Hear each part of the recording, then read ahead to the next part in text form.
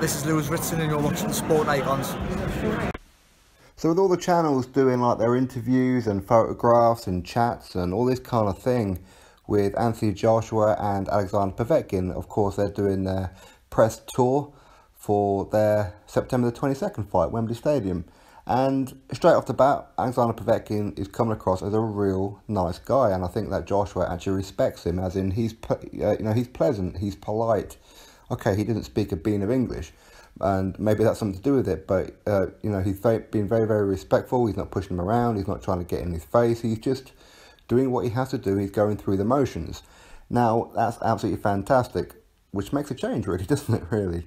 Now, it's only Fight Hub TV that I've seen has actually asked Alexander Povetkin about his past PED situation, and of course going forward about him being tested for the Joshua fight. So, big up to them for that. It does seem that of the ones that I've seen anyway, nobody else has asked him. Maybe there are some more, I don't know. But he was very, very forthright with it. And the reporter for Fight Hub TV, so well done to him, asked him the right question. So, what do you say about people who accuse you of being a drugs cheat? This is one of the first questions. And Alexander Povetkin, again, very calmly and saying, look, there's not too much you can do to change people's opinions. But of course, when it comes to Wilder, I was clean right the way up to the fight.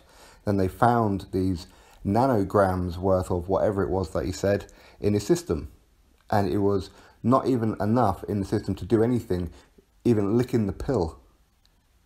That's how minute it actually was. So the fight should have went ahead, which is exactly what I've been telling you guys for quite some time, that that fight should have went ahead. He was within the legal limit anyway. He could have taken a little bit more if he wanted to, and the fight should have still went ahead. But of course, the WBC backed Wilder and all that. And of course, subsequently, that fight got called off because Wilder, he left Sheffield because he went from Alabama.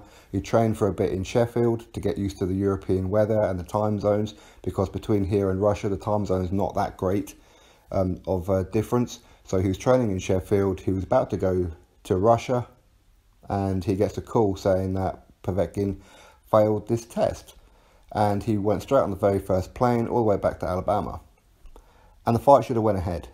And Povetkin had a second sample doing, and he passed. He is now countersued and won the case. So proved innocent. So again, Povetkin has proved my point that whether you like Povetkin, whether you like Wilder, whether you don't, or whatever it may be, know for a fact the courts have decided. I've told you this for a long time now. This fight should have went ahead. And Povetkin does have a reputation for being a PED cheat.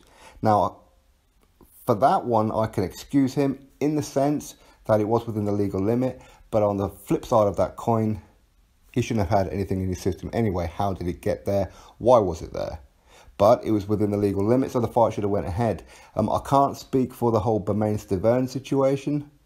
Again, I don't know enough about it, but apparently this PED wasn't really a PED. It wasn't performance enhancing, but again, I don't know. I don't know enough about PEDs, but what I do know is that for the Wilder fight, that should have went ahead. As I said, Wilder never wanted that fight. He got forced to go to Russia, and that's the facts of it. It's not opinion, it's all fact. Because Wilder couldn't afford to outbid Rybinski and ended up losing the purse bid. He had to go to Russia to fight Povetkin. And for whatever reason, I think Team Povetkin, if I'm wrong on this one, I do apologise, but I'm pretty sure that they are also suing the testing laboratories for something being contaminated. So he's pretty much claiming innocence on it anyway, saying that they tampered with it or whatever it may be. Again, I don't know the full details, but either way, this fight should have went ahead.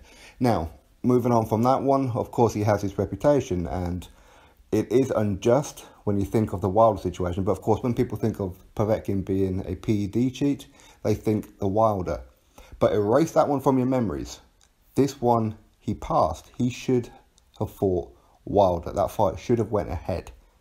And the WBC know that. Why? Because they didn't suspend him. Interesting, isn't it? Now, moving on from all that situation. So again, with his reputation, he's asked again, how do we know you're going to be clean for this fight with Joshua? Should people who are skeptical, should they still be skeptical? And he's saying, look, I've been tested all the time and I've been clean every single time.